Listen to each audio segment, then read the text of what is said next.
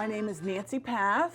I am a realtor with Century 21 Redwood Realty, and I help people make good decisions when they're buying and selling real estate. Absolutely.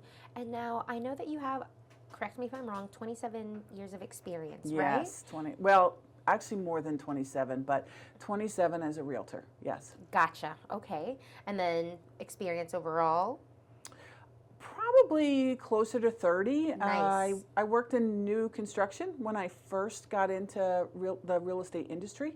I did new construction for a couple of years and then transitioned over to general brokerage in 1997. Okay, perfect. Yeah. And can you give me a little bit of a background of yourself? I know you kind of just did there, but how it led you into the real estate industry and like what your journey's been like? So my dad was self-employed, and so I grew up with someone self-employed my entire life. And when they decided to sell their house in New York, for some reason, I just became really interested in real estate. So that was while I was in college. I finished college. I came down to Virginia in 1989, and not long, and then I moved to Ashburn in 1992, and got into. I was a sales assistant at a builder, Okay. and the woman who was doing it, I watched her and I was like, well, I can do that, right? And so which is what everybody says when they get into real estate. Well, I can do that. So I decided to sell. So I switched over. I sold. I did have my license before I switched to general brokerage, but then I sold new construction. And then after that, I did sort of a hybrid. I actually worked, Long & Foster had an auction department in the 90s, and I worked there. And I was the on-site person who explained the auction process to potential buyers. And I did that for a few years, and then I switched over to general brokerage. Okay. Wow. Yeah. That's quite a little Yeah. journey there. Like that all led you, like, it's cool. Yes, yeah. So what I like about it is when I work with buyers that are looking at new construction, I've been on that side. I know how auctions work. So I have different aspects to my career that help clients with their journeys. Absolutely, and I'm Yeah. sure they can appreciate that and have a lot of trust in you because, I mean, you know it inside out, you know it from different angles, so it just helps overall with the process, right? Yeah. What has been some of your most memorable moments that you've had in your 27 years of being a realtor? Right. I know, I'm sure you have many stories, but is there one maybe that stands out or two? Or? So I will tell you my favorite story because it's pretty funny. Please do. All right, so when my daughter bought her first house, it was during the bad time in the market. It was 2008 or 9, around that time. There were a lot of short sales. There were a lot of foreclosures. So she wanted to look at this townhouse in Leesburg. And it was the very first house that I am showing my daughter. And we walk up to the door, and there was a man. The TV was really loud, and very loud. So I always ring the doorbell before I enter any house just to make sure that there's no surprises. There always are, well, there not always are, but there are on occasion surprises, and so I ring the doorbell. The person doesn't answer. I open the lockbox. I open the door, and there was a man lying on the couch, and the TV's blaring. And we don't know if he's alive or dead or what's going on. And I turned to look at my daughter, and her eyes were huge. She was petrified, and I just started laughing. I'm like, the very first house I show my daughter, and there's potentially a dead man on the couch. Oh my God. So we didn't go look at that house. I don't blame you. We didn't go look at that house. Was he? Did you find out if he was? No, I don't think he was. He was probably passed out or Drunk asleep or or something. something. Who knows? But it was really comical because I'm like, the very first house I show my child, and there's and it was one of the worst, not the worst experiences, but it was not a good experience, and It was you're memorable, not about. right? It was very memorable. So you know, that was 10, 12 years ago, and I still remember it. It makes me laugh. How odd. I'm just wondering now, like, the fact that you never found out who that was. That was just very creepy. Well, he was probably an owner or a tenant. Okay. Yeah, I mean, it was an occupied home. Yes. So it wasn't. You know, there are people in houses. Sometimes we find people in shower. Well, we don't find them, but we hear the shower running. So sometimes there are people in houses, Okay. which is why you ring the doorbell, just so nobody's. You know, we try to avoid those kind of surprises. That's good advice. Yeah, but that was just too funny. So it was just, we never ended up going into that house. She passed on it. Okay. Well, thank you for sharing that. That is funny and crazy and scary. Yeah, it can be a little scary, but yeah, we didn't go in. Okay. And can you give me a little bit of your experience of what it's been like being a real estate agent and just how you've been able to help the community out and people in their search and quest to either buying, selling homes? So in 2007, I got my broker's license. And the reason I got my broker's license, you start off with a salesperson's license. And then if you want to get more education, you can become a broker. And I did that because I wanted to teach real estate. So I also am licensed to teach pre-licensing for anyone who's interested in getting into the business. Okay. And what I've come to the conclusion is that knowledge and the way I explain things, and I use stories a lot to explain concepts, Yes. or anecdotes to explain situations to clients. And so I think the fact that I teach real estate as well as sell it helps the clients understand my goal is to make sure that they understand the transaction from start to finish, and that if there's a question, they ask it. They can ask any question. They can ask questions multiple times, because I might tell you something at the very beginning and you're going to forget. I mean, it just happens to all of us. So if they have questions, I want them to feel comfortable to be able to, that I can answer them, and that they feel confident and comfortable with every decision that they make throughout that process. Wow, that is really good actually, because I know a lot of people feel maybe intimidated, or they're like, yes, but they feel maybe a little bit like, maybe I should know this stuff. I'm embarrassed to ask, right? And the fact that you can give them that confidence to ask you and feel reassured and like they can trust you is amazing. Right. The other thing too is looking at their faces. I can tell when someone's confused. Can you tell right now? No, I'm just kidding. I'm kidding. I'm kidding. When I would teach, I'd look at the students in the class, and you could tell the ones that didn't understand. So you go back, Yes. and you help them understand. And I can tell that with clients as well. I had one couple that we were in a house, and the husband's like, yeah, you know, this house is great, and the wife's face said, no, not a chance. And so I said, your wife doesn't like the house. And he's like, what? I go, she doesn't like, and he goes, do you like the house? She's like, no. And so if you pay attention, a lot of people are very expressive, right? Their expressions are, you can tell when they're happy, when they're mad, when they're, you know, when something smells, right? Like that, you can just tell.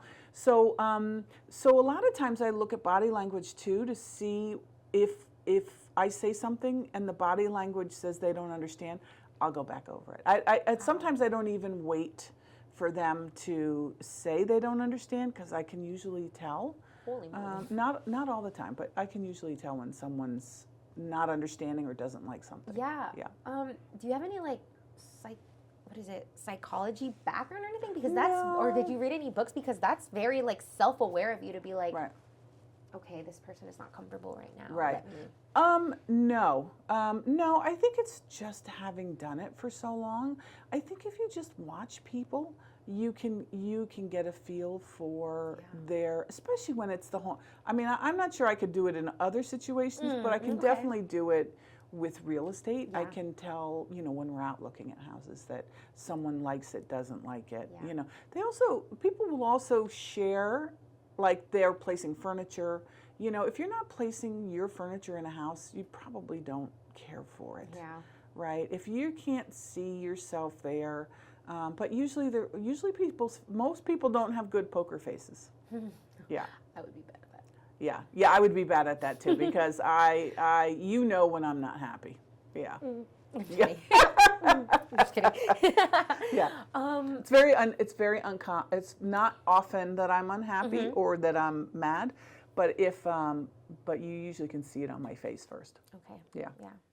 For those of you listening, okay? Pay There you go. attention. No, I'm just kidding. I'm kidding. I'm kidding. All joke, all good fun. And now tell me a little bit about yourself. What do you like to do to unwind when you're not out there in the real estate world? What do you like to do? So I am an animal lover. Same. Yeah, so I have a dog and 2 cats. So I enjoy walking my dog. I'm also in some outside organizations.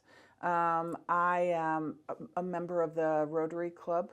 It's the Dulles, Broadlands Dulles South Rotary Club. I feel like I've heard of them before. Possibly. There's a lot of people. A lot of people in the county are involved in Rotary. Okay. So I do that. What's the other one that you're part of? I don't know. I don't know. I mean, I like book clubs. I haven't been in a book club in a while, but Okay. I love reading, so I like to read. If anyone out there has a book club or anything and would like Nancy to join, There you go. hit her up.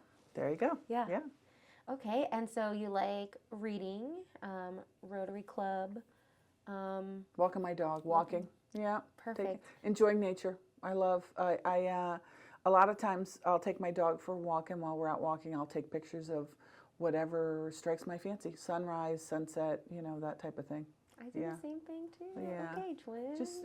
Just something, anything that's pretty, Yes. looking at it from a different angle. Yeah. Yeah. And I have to ask, since you have 2 cats, do they get along with the dog? And I'm a cat person, by the way. I love cats. So one of the cats loves the dog.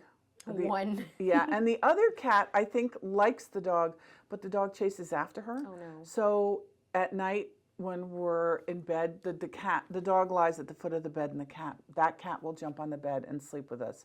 So I think she likes the dog, but the dog is just a pain in the ass. And I feel like that dog knows, like, that's the one that, like, gets annoyed with me, so I gotta definitely go for that one. Yeah, I think you're right. Yeah, yeah. All right, thanks for sharing that. Where do you see yourself in the next 5 years? Real estate's a great business, and you can be as busy as you want to be or not as busy as you want to be. I don't see myself retiring anytime soon.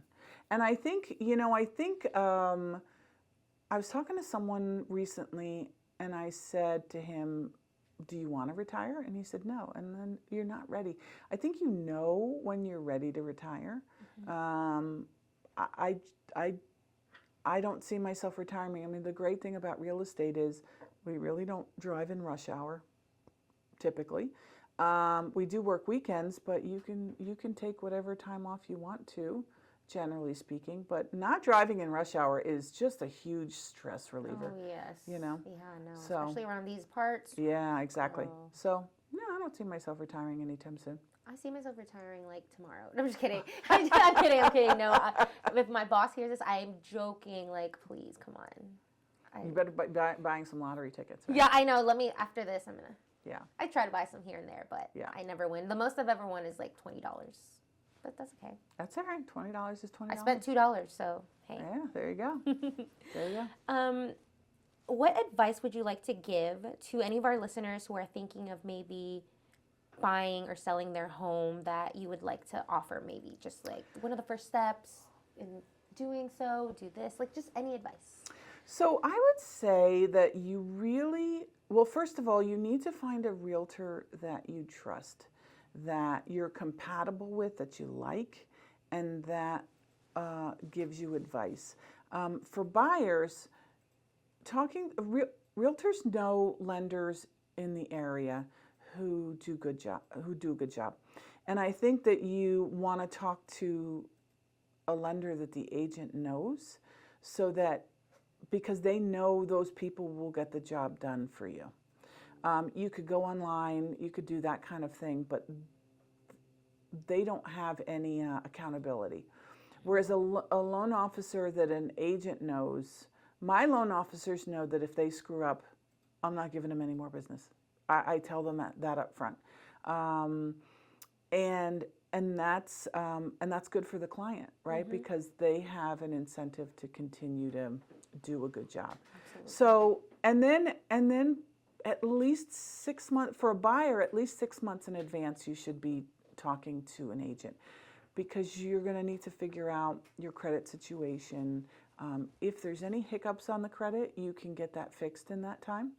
And so, and planning. So planning is really huge. So you want to start that journey well enough in advance so that you know how much money you need, you know if there are credit issues, you can resolve them, that type of thing. For a seller, I would say, sometimes sellers don't have that kind of luxury of 6 months. But if you're thinking that you're going to move six months out, it's definitely worth having a realtor come out and look at your house and give you advice on how to get it ready to sell. Absolutely. Because you don't want to say, well, I want to put my house on the market next week, and then an agent comes in and tells you you need to declutter, right? You don't have enough time. Yeah. So give yourself the time to do the things you need to do to get the most money for your house, right? If possible. It's not always possible, but if you have the time, if you have the time, then you should use it for your advantage. Yeah, absolutely. Right. What have been some of the challenges that you've had being a realtor agent? Like, is it staying up to date maybe with all the things? I know it's like hard. I would be overwhelmed, to be honest, because like it's always ever changing. It's kind of like a doctor too. Like, things are always changing in the medical field. Is that stressful at times, or does that come easy to you? So no, that doesn't stress me out, because I am a learner. Like that. Learning is my thing, right? Learning new things. I'm constantly watching videos. I'm watching speakers. I'm learning new tips. You do have to constantly be on top of things. Yes. And I tell people, especially sellers, I tell them, if I did things the same way I did 27 years ago, I would be out of business. When I first started selling real estate, the MLS that we had took a picture of the front of the house. Okay? That's how, one picture. That's it. Now I have a professional photographer. I do videos. Some houses get drone videos. Nice. If I didn't do that, I wouldn't be in business anymore. Yeah, So you can, if you're not continually learning and growing and trying to be better, then you're going to be left behind.